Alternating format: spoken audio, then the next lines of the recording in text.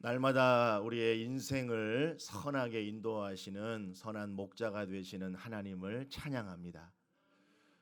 우리가 이렇게 비가 내리는 가운데서도 거룩한 주일을 맞아 하나님을 예배하기 위하여 이 자리에 참여한 우리 귀한 성도님들 한 분 한 분을 주님의 이름으로 축복합니다.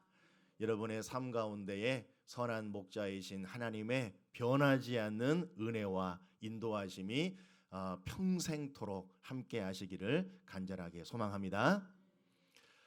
많은 그리스도인들에게 성경 중에서 가장 좋아하는 말씀이 어디냐고 물어보면 이제 제각기 말씀을 하시겠지요. 창세기부터 요한계시록까지에 있는 성경 중에서 나는 이사야서가 좋다, 나는 마태복음이 좋다, 요한복음이 좋다, 이렇게 각자가 말씀을 하겠지만 대체적으로 가장 많은 그리스도인들이 대답을 하는 가장 애송하고 암송하고 사랑하고 즐겨 있는 말씀은 쿵짝이 많네요. 시편이라는 답을 많이들 합니다. 왜냐하면 이 성경의 다른 이제 말씀들은 한 장의 절수가 굉장히 많아요. 물론 소예언서나 요한 1, 2, 3서나 유다서나 이런 말씀은 한 장밖에 없는, 또는 이렇게 한 장의 내용이 짧은 것도 있지만은 대체적으로는 다 한 장의 그 절수가 많습니다.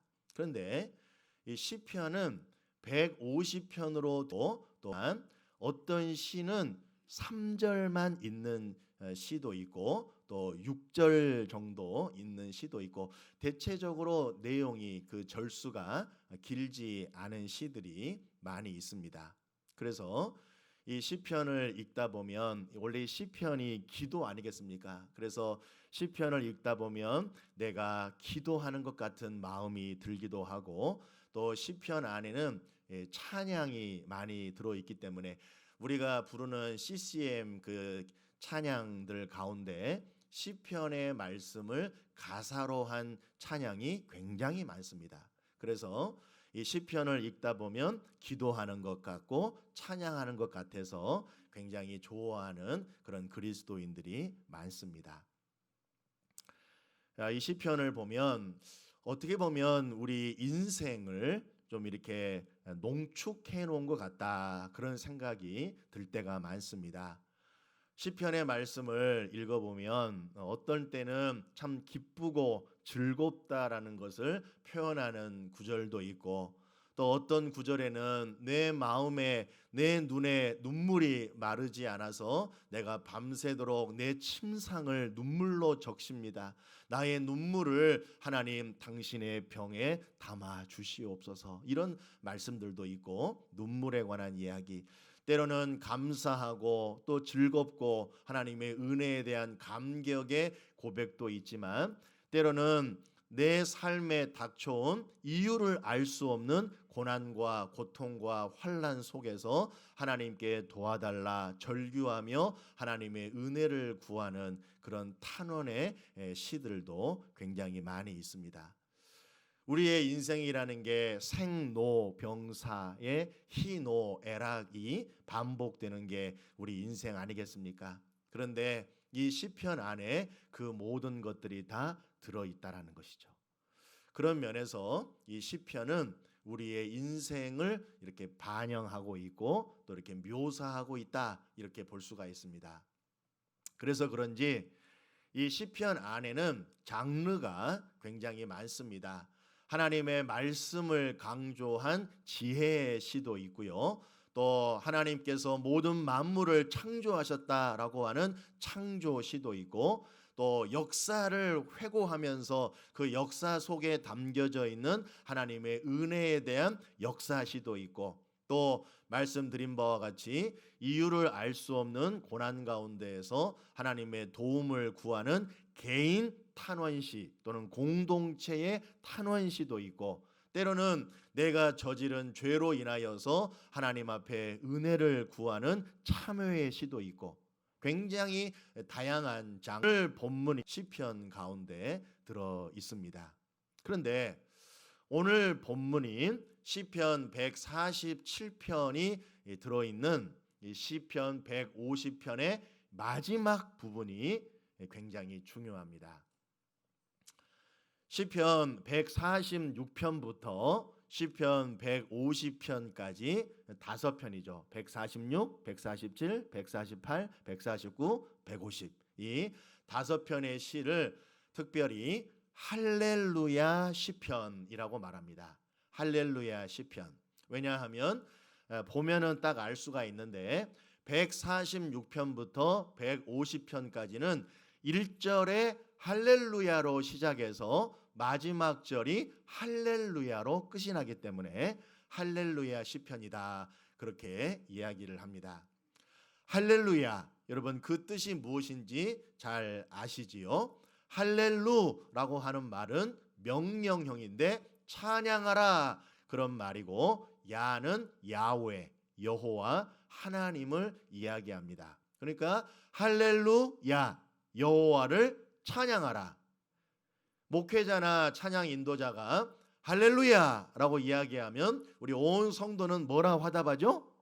아멘이라고 화답을 한번 해볼까요? 할렐루야. 예.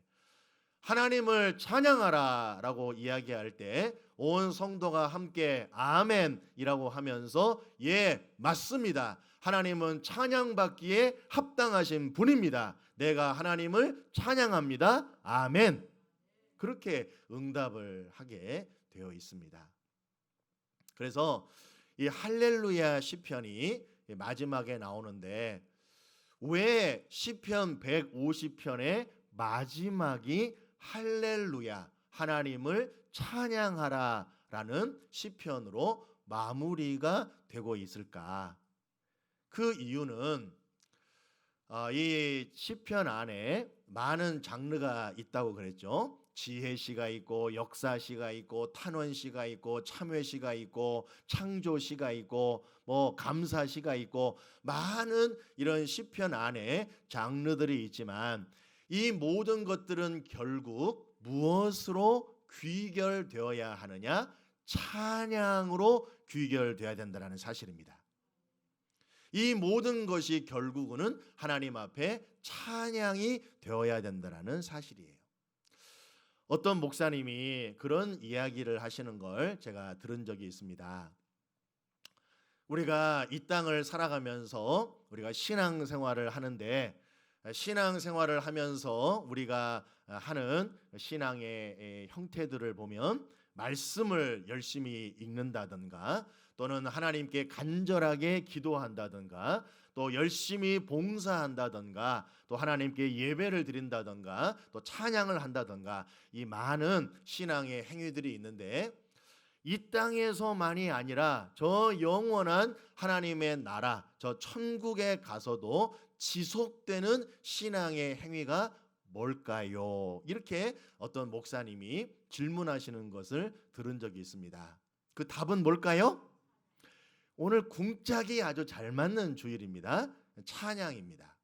왜 그러냐라고 답변을 들어보니까 말씀이 물론 소중하지요. 그러나 하나님의 나라에 가게 되면 예수님을 얼굴과 얼굴을 대면하여 우리가 보게 될 것입니다. 할렐루야. 우리 예수님을 우리가 만나게 될 것입니다. 그러면 이 문자인 하나님의 말씀이 아니라 말씀 자체이신 예수님을 우리가 얼굴과 얼굴을 대면하여 만나기 때문에 이제는 말씀이 문자 안에 갇히지 않는다는 사실이에요.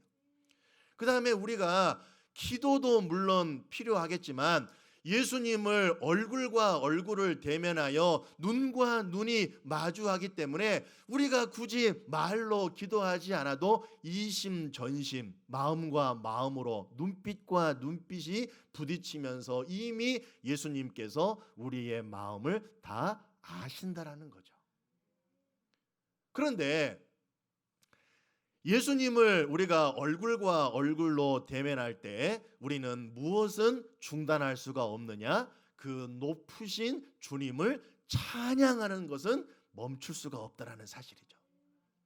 말씀이 찬양이 되고 기도가 찬양이 되고 우리의 예배가 찬양이 되는 바로 그것이 저 영원한 하나님의 나라인 줄로 믿습니다. 그래서 요한계시록 7장, 14장, 19장 이런 말씀들을 대표적으로 보면 하나님의 이루 셀 수 없는 수많은 백성들이 하나님 앞에서 새 노래로 찬양을 부른다. 이 새 노래는 하나님의 백성이 아니고는 그 노래를 배울 자가 없다. 이렇게 말씀하고 있어요. 그래서 이 땅에서의 찬양은 굉장히 중요한 것입니다. 왜냐하면 영원한 하나님의 나라에서도 지속될 하나님 앞에서 우리가 드려야 될 영원한 찬양이기 때문입니다. 자, 오늘 본문인 시편 147편을 보고 우리가 하나님을 찬양해야 되는데 왜 하나님을 찬양해야 되는가? 오늘 설교의 제목을 했는데 찬양해야 할 마땅한 이유라고 제목을 잡았는데 왜 우리가 하나님을 찬양하는 것이 마땅한지 오늘 본문의 말씀을 통하여 그 이유를 깨닫고 여러분의 삶에 하나님을 찬양하는 삶이 더 풍성해지시기를 주님의 이름으로 축원합니다. 오늘 본문의 1절의 말씀을 제가 읽어보겠습니다. 할렐루야, 우리 하나님을 찬양하는 일이 선함이요 찬송하는 일이 아름답고 마땅하도다. 아멘. 오늘 본문의 1절은 하나님을 찬송하는 것이 선하고 하나님을 찬양하는 것이 아름답고 마땅하다 이렇게 이야기하고 있습니다. 마땅하다 이 말은 옳다, 진리다 이 말이죠. 진리, 진. 그 다음에 선하다, 선. 아름답다, 미. 그러니까 하나님을 찬송하는 것이 바로 진, 선, 미라는 사실이에요. 여러분, 이 땅에서의 진과 선과 미는 거짓되고 또 분열되어 있습니다. 진리가 아닌 것을 선하다 하고 선하지 않은 것을 아름답다 하고 아름답지 않은 것을 진리라고 이야기하는 것이 바로 이 썩어질 세상입니다. 그래서 우리는 영적인 지혜와 분별력을 가지고 무엇이 진리이며 무엇이 선이며 무엇이 진정한 아름다움인지를 하나님의 말씀을 통하여 바르게 깨달아 알아야 될 줄로 믿습니다. 그런데 오늘 본문의 1절은 분명하게 우리에게 말씀합니다. 진리가 선함이며 선함은 아름다움이고 아름다움은 진리인데 이 진과 선과 미가 바로 무엇이냐? 하나님을 찬송하는 것이다. 하나님을 찬송하는 것이 진리와 선함과 아름다움이 만나는 곳이다. 이렇게 이야기해 주고 있습니다. 왜 그럴까요? 우리는 바로 이 시점에서 성경 구절 하나를 마음속에 잘 간직할 필요가 있습니다. 한번 따라해 볼까요? 이사야서 43장 21절 외우기도 얼마나 좋습니까? 이사야서만 기억하면 돼요. 또 뭐 에스겔, 뭐 예레미야 이러면 안 되고 이사야서 43장 21절 4321 이 백성은 내가 나를 위하여 지었나니 나를 찬송하게 하려 함이니라. 아멘. 하나님께서 인간을 창조하신 목적이 무엇이냐? 하나님을 찬송하게 하기 위함이다라는 사실입니다. 오늘 본문에 하나님을 찬송함이 선하다라고 했는데 이 선하다라고 번역이 된 히브리어 단어를 하나 여러분이 꼭 기억할 필요가 있습니다. 한번 따라해 볼까요? 토브. 토브라는 단어입니다. 성경에 굉장히 많이 나오는 단어이고 특별히 창세기에 많이 나옵니다. 하나님께서 지으신 모든 것을 보시니 보시기에 좋았더라 또는 심히 좋았더라. 이 좋다, 선하다, 토부라는 단어입니다. 그런데 우리가 이 토부, 좋다 이 의미가 무엇인지를 바르게 알아야 됩니다. 이런 것은 아니에요. 뭐냐 하면 이 그림을 보니까 좋다. 이 노래를 들으니까 좋다. 이 영화를 보니까 좋다. 그런 의미의 어떤 심미적인 차원에서의 좋다는 아닙니다. 그러면 무엇이 좋다는 말이냐? 이런 것입니다. 이 연필은 쓰기에 좋다. 이 옷은 입기에 좋다. 이 그릇은 음식을 담기에 좋다. 이 건물은 거기서 활동하기에 좋다. 이 자동차는 타기에 좋다. 그런 의미의 좋다라는 것입니다. 어떤 의미입니까? 목적에 딱 떨어진다, 그런 말이에요. 목적에 부합한다. 이 연필은 쓰는 목적에 좋다. 이 자동차는 이렇게 타고 다니는 목적에 좋다. 이 건물은 활동하는 목적에 좋다. 그러면 하나님께서 창조하신 온 우주 만물을 바라보시고 특별히 인간을 창조하시고 인간을 보시면서 보시기에 좋았더라, 보시기에 심히 좋았더라. 그 말씀은 뭐냐 하면 아이고 내가 만든 창조 세계 인간이 참 이쁘네, 참 멋지네, 잘 만들었네. 물론 그런 것도 있겠죠. 하나님께서 만드신 것이 어찌 아름답지 않을 수가 있겠습니까? 그러나 하나님께서 보시기에 좋았다라고 하는 그 의미는 뭐냐 하면 그냥 눈으로 보는 심미적인 차원에서 아름답고 멋지고 예쁘다가 아니라 하나님께서 창조하신 창조 목적에 딱 떨어진다. 창조 목적에 부합한다. 그런 말인 것입니다. 그러니까 하나님께서 창조하신 모든 만물과 인간은 하나님께서 창조하신 목적에 나를, 그 목적이 뭐라고요? 이 백성은 내가 나를 위하여 지었나니 나를 찬송하게 하려 함이니라. 하나님을 찬송하는데 그 창조의 목적에 딱 떨어진다, 그 말이에요. 그런데 하나님께서 인간이 범죄하고 타락한 다음에 그 타락한 인간을 보시면서 보시기에 좋았더라라고 말씀하신 적이 없습니다. 오히려 인간을 만드신 것을 후회하시고 인간을 만든 것을 한탄하셨다라고 나오는데, 왜냐하면 인간이 못생겨지고 뭐 어디가 엉망이 되어서 그런 것이 아니라 하나님의 창조 목적에 맞지 않기 때문에 하나님이 보시기에 좋았다라는 말씀을 못 하시는 거예요. 그러면 구원이 뭡니까?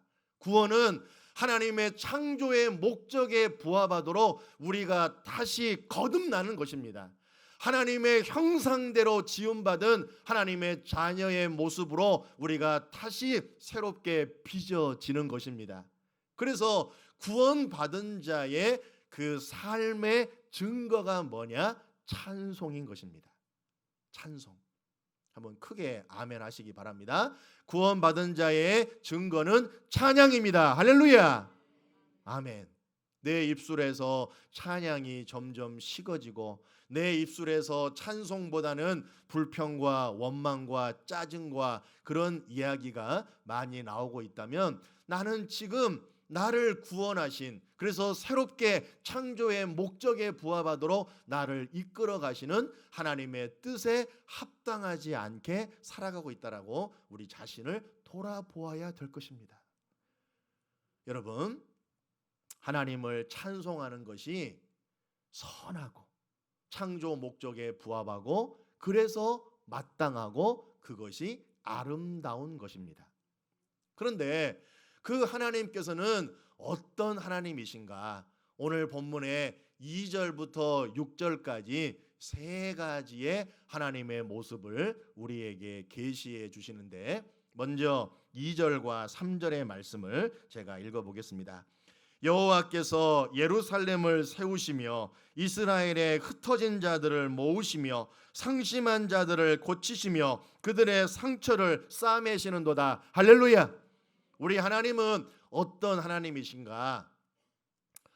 오늘 본문에 예루살렘을 다시 세우고 이스라엘의 흩어진 자들을 다시 모으신다 이렇게 말씀하시는데, 이 본문의 말씀의 배경은 뭐냐 하면 남유다가 하나님 앞에 범죄하여 바벨론에 의해서 멸망을 당한 다음에 바벨론으로 붙잡혀가 포로 생활을 하고 있는 것을 배경으로 하고 있습니다. 그런데 하나님은 어떤 하나님이시라고요? 예루살렘을 세우시고 이스라엘의 흩어진 자를 모으시는 하나님이시라고요. 오늘 우리는 코로나의 감염 위기와 감염 예방이라는 그 이름 아래에 지나친 공권력의 그러한 간섭 아래에 놓여져 있는 현실을 살아가고 있습니다. 지나치고 부당하고 합리적이지 않은 그러한 권력에 의해서 우리가 지금 굉장한 신앙의 위기를 맞이하고 있습니다. 여러분, 우리가 지금 마스크를 쓰고 예배를 드리고 있는데 얼마나 답답합니까? 더군다나 오늘같이 비가 내리는 날은 습도까지 높아가지고 이게 여간 이게 힘들지 않아요. 너무 힘듭니다. 뭐 비말이 튀니까 찬양을 크게 부르지 마라, 통성 기도도 하지 마라, 아니 설교자 입까지 막으라 그러지. 응? 그런 식으로 이야기를 해서 우리 모두가 지금 마스크를 쓰고 있는데, 그러다 보니까 어떻게 됩니까? 우리의 예배가, 우리의 영성이 죽어가고 있는 거 여러분 아십니까? 여러분, 점점점 찬양의 야성이 죽어가고 있어요. 여러분, 기도의 열정이 식어가고 있습니다. 예배의 간절함이 죽어가는 거 여러분 아십니까?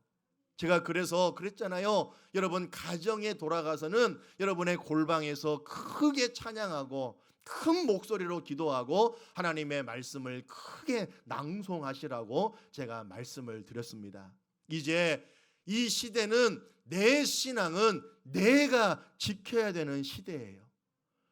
정부가 하라는 대로 말 잘 듣고 순종하면서 잘 따라가다가는 우리의 신앙은 다 죽게 돼 있습니다. 여러분, 인간이 얼마나 참 약합니까? 환경에 의해서 인간은 쉽게 길들여지는 존재이거든요. 우리가 벌써 6개월 가량을 이렇게 지내고 있는데 앞으로 언제까지 이렇게 해야 될지는 아무도 모릅니다. 그러면서 점점점 우리의 영성과 우리의 예배에 대한 사모함과 찬양의 야성과 기도의 열정이 점점점 식어지고 있다면 누구 손해입니까? 내 손해인 거예요. 정부가 내 신앙을 책임져 줍니까? 누가 내 신앙을 책임진단 말이에요. 마지막 날 주님께서 내 신앙을 판단하실 때 정부 탓할 수 있겠습니까? 그때 제가 감염 예방 차원에서 정부의 지침을 잘 따르느라고 제가 그렇게 하다 보니까는 찬양을 작게 부르고 기도를 안 하다 보니까 제가 그렇게 되었습니다 라고 말할 수 있겠냐라는 것입니다. 여러분, 이것이 바로 영적인 싸움 아니겠습니까? 뭐 마스크를 다 벗어버리자 그런 말은 아닙니다. 그런 유치한 그런 1차원적의 그러한 것이 아니라 우리가 진정으로 우리의 마음속에 무엇을 붙들어야 되며 무엇을 하나님 앞에서 놓치지 말아야 되는가, 그 신앙의 본질을 우리가 바르게 확인하자, 그 말씀을 드리고 있는 것입니다. 여러분, 세상은 갈수록 우리가 신앙생활을 바르게 못하게 만들어요.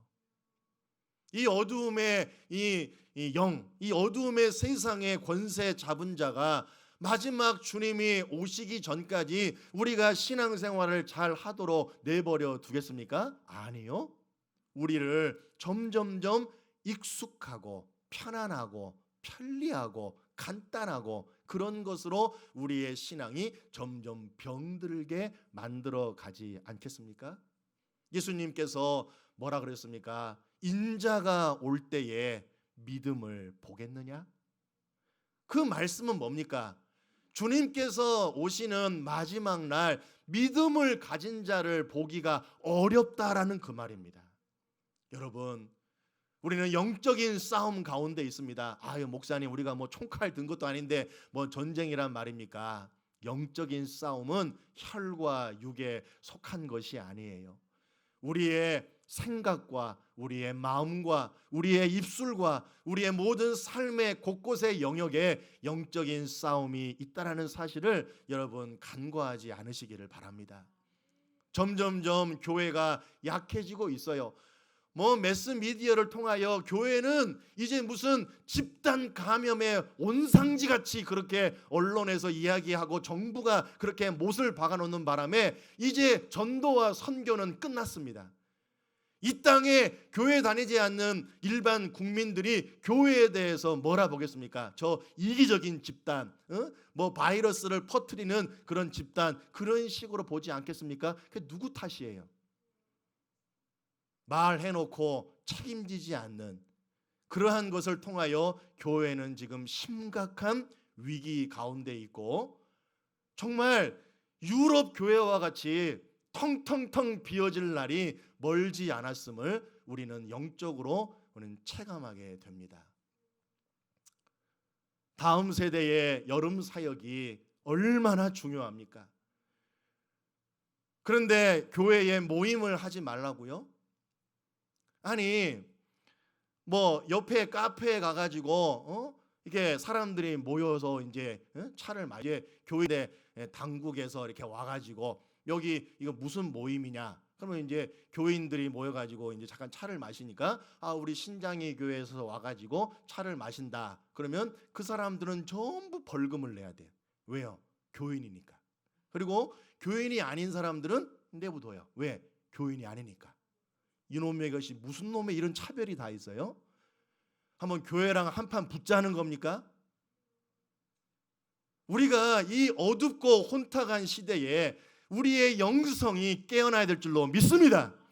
여러분, 가만히 있으면 죽어요. 가만히 있으면 가만히 있는 것이 아니라 뒤로 물러가 죽는 것입니다. 우리는 뒤로 물러가 침륜에 빠질 자가 아니라 믿음을 가지고 앞으로 나아갈 자인 줄로 믿습니다. 하나님은 어떤 분이신가? 무너져가는 예루살렘을 다시 세우시고 흩어진 이스라엘을 다시 모으시는 하나님이시라고 말씀하십니다. 오늘 이 어두운 시대에, 이 영적으로 혼란한 시대에 누가 교회를 바르게 세우며 누가 정말 흩어져가는 모래알 같은 이 교회를 다시 하나로 모을 수가 있겠습니까? 오직 하나님만이 가능하시다라는 사실입니다. 우리는 전심으로 하나님을 바라보아야 될 것입니다. 하나님, 이 어두움의 땅, 이 어두움의 시기, 이 고난과 환난의 시기에 우리 한 사람 한 사람이 하나님 앞에 바르게 서게 하셔서 하나님께 주도권을 넘기게 하시고 하나님의 주권을 인정하게 하시고 하나님의 임재와 하나님의 간섭하심을 간절하게 소망함으로 하나님의 뜻을 이루어 나가는 주님의 교회로 다시 세워지게 하시고 다시 모여지게 하여 주시옵소서. 여러분, 안 하는 거 한 번 안 하는 게 어렵지 두 번 안 하는 것은 안 어려워요. 교회를 한 번 안 나오는 게 어렵지 두 번, 세 번은 어렵지 않습니다. 원수 마귀는 뭘 말하느냐? 이번에 한 번만 하지 말자. 다음부터 하자. 그렇게 말합니다. 이 마귀가 얼마나 이 녀석이 우리 인간을 그런 식으로 잠식을 하는 거예요. 여러분, 절대로 타협하지 말아야 됩니다. 우리에게 다음이 어디 있습니까? 한 번을 안 하면 모든 것을 안 한 것과 똑같은 거예요. 그리고 우리 하나님은 뭐라 그러십니까? 오늘 본문의 3절을 보시면 상심한 자들을 고치시며 그들의 상처를 싸매시는도다. 여러분, 이 코로나 시대에 마음에 상처가 없는 사람이 누가 있습니까? 우리가 개인적으로, 가정적으로, 경제적으로, 신앙적으로, 국가적으로 정말 모든 사람의 마음이 갈기갈기 찢어지고 눈물과 고통과 한숨이 여기저기에서 끊이지 않는 어려운 시대를 살아가고 있는데 누가 우리의 마음을 위로할 수가 있다고요? 오직 하나님만이 가능하신 것입니다. 여러분, 힘드십니까? 고통 가운데 있습니까? 괴로운 가운데 있습니까? 너무나도 여러분의 삶의 짐이 무겁습니까? 그러면 하나님을 의지하십시오.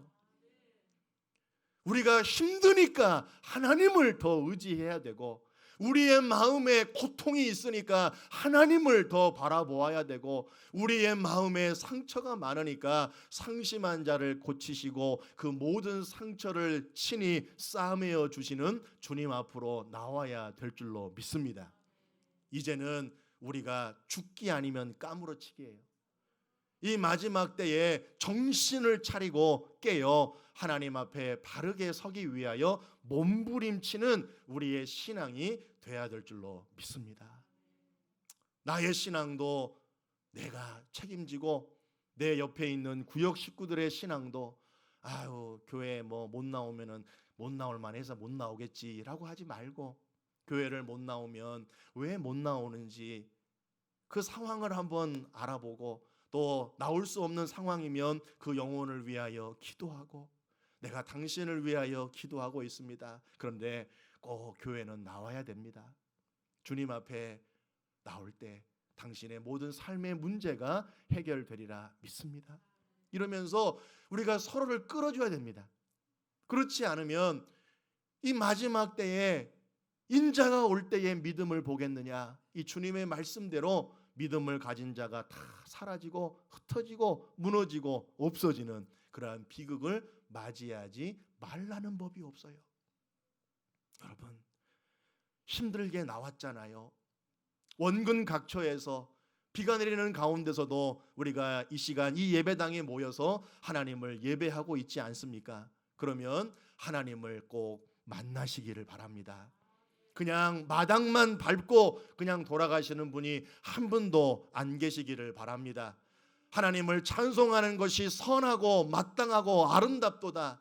하나님은 나의 모든 삶의 주인 되시며 무너진 것을 다시 세우시고 흩어진 것을 다시 하나로 만들어 주시며 내 마음의 상처를 싸매어 주시고 내 모든 삶의 문제를 해결하시며 나를 고쳐주시는 하나님이심을 나는 믿습니다. 하나님, 나의 삶의 주인으로 오시옵소서. 그리고 오늘 본문에 또한 4절 5절을 보시면 그가 별들의 수요를 세시고 그것들을 다 이름대로 부르신도다. 이 지구에 여러분 온 우주 만물에 이 별들이 얼마나 많다고요? 이 지구에 있는 모래알보다 많다고요. 모래알보다 우주에 있는 별들이 그렇게도 많은데 하나님께서는 그 모든 별들의 숫자를 세고 계시며 숫자만 세는 것이 아니라 모든 별들의 이름을 부르신다는 것입니다. 이 별을 이렇게 볼 수도 있어요. 하나님께서 아브라함을 딱 이렇게 부르셔가지고 하늘의 별을 보여주시고 뭐라 그러십니까? 앞으로 너와 같이 하나님의 백성의 반열에 들어갈 너의 영적인 후손들이 하늘의 별처럼 바다의 모래같이 많을 것이다. 하나님은 이 별들과 같이 하나님의 백성을 부르고 계십니다. 한 명 한 명 하나님께서 그 숫자를 세고 있다는 사실이에요. 우리 모두가 하나님의 그 카운트 안에 들어갈 수 있기를 간절하게 소망합니다. 그리고 하나님은 뭐 하시느냐? 그 숫자만이 아니라 이름을 부르신다라고 말씀하고 있습니다. 저와 여러분의 이름이 하나님의 입술에서 불려지기를 간절하게 소망합니다. 하나님을 가까이 하는 자를 하나님도 가까이 하시고 하나님을 멀리 하는 자를 하나님도 멀리 하신다라는 거 아니겠어요? 하나님은 우리를 사랑하시고 한 사람 한 사람의 이름을 부르시고 한 사람도 낙오 없이 하나님의 저 영원한 천국에 함께 다 들어가기를 하나님은 너무나도 원하고 계신다라는 사실입니다. 그래서 우리 하나님은 5절에 보니까 우리 주는 위대하시며 능력이 많으시며 그의 지혜가 무궁하시도다. 할렐루야. 우리 하나님은 가장 위대하신 분이십니다. 가장 능력이 많으신 분이십니다. 그리고 그 지혜는 이루 헤아릴 수 없이 끝이 없는 무궁하신 분이 우리 하나님이십니다. 그리고 오늘 본문의 6절을 보면 여호와께서 겸손한 자들은 붙드시고 악인들은 땅에 엎드러 뜨리시는도다.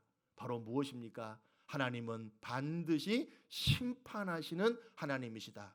겸손한 자가 누굽니까? 하나님 앞에 자기 자신을 낮추는 자가 겸손한 자입니다. 악인은 뭐겠습니까? 무슨 나쁜 짓을 한다라는 말이 아니겠지요. 하나님 앞에서 자기를 높이는 자가 악당인 것입니다. 하나님은 겸손한 자에게 하나님은 그를 붙들어 주시고, 악인들은 전부 다 잡아뜨려 엎드려 뜨리는 하나님은 심판자이시다. 여러분, 이것을 꼭 마음속에 새기시기를 바랍니다. 이 땅을 살면서 우리 모두는 참 힘들고 어려운 시간들을 보내고 있지만 하나님은 우리의 삶을 지켜보고 계십니다.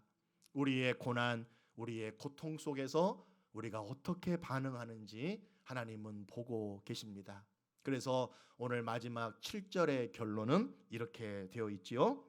감사함으로 여호와께 노래하며 수금으로 하나님께 찬양할지어다. 우리의 찬양에는 감사가 있어야 됩니다. 왜 우리가 감사가 없나요? 하나님을 하나님으로 인정하지 못하고 하나님의 은혜를 바라보지 못하기 때문에 감사가 없는 것입니다. 그 감사가 회복될 때 찬양은 저절로 회복되는 것이고, 수금, 하프로만 나와 있지만 우리의 모든 악기를 동원하여 하나님을 전심으로 찬양하는 것이 하나님의 구원받은 백성의 사명이라고 믿습니다. 우리의 찬양이 하나님 앞에 아름다운, 정말 향기로운 찬양이 되기를 간절하게 소망합니다. 그리하여 우리의 전 평생이 하나님 앞에 정말로 존귀하고 아름다운 찬송이 되게 하여 주옵소서. 기도하겠습니다. 사랑과 은혜가 충만하신 하나님, 사랑하는 온 성도가 예배당에서 함께 참여하는 오늘 거룩하고 복된 7월의 세 번째 주일, 성령 강림절 후 7번째 주일을 맞아 이렇게 한없는 감사와 영광의 예배를 하나님 앞에 찬송 가운데 올려드리게 하시니 감사합니다. 코로나로 인한 현재 고난과 고통의 상황 속에서도 우리가 왜 하나님만을 변함없이 중단 없이 힘있게 찬양해야만 하는지 오늘 말씀을 통하여 더 깊이 깨닫게 하시니 감사합니다. 하나님의 백성 교회라면 마땅히 하나님을 찬양하는 그 자리에 서야 되며, 하나님은 우리를 다시 세워주시고 모아주시며 고쳐주시고 싸매주시는 분이시며, 지구 위의 모래보다 더 많은 우주의 모든 별들의 수요를 세시고 그것들의 이름을 부르시는 위대하시며 능력이 많으시고 지혜가 무궁하시며, 우리 하나님은 온 우주의 심판자이심을 믿습니다. 그래서 하나님께 드리는 우리의 찬송은 선하고 아름답고 마땅한 것임을 고백합니다. 우리의 전 평생이 하나님 앞에 이렇게 아름다운 찬송이 되게 하여 주시옵소서. 감사드리며 예수님의 이름으로 기도합니다. 아멘.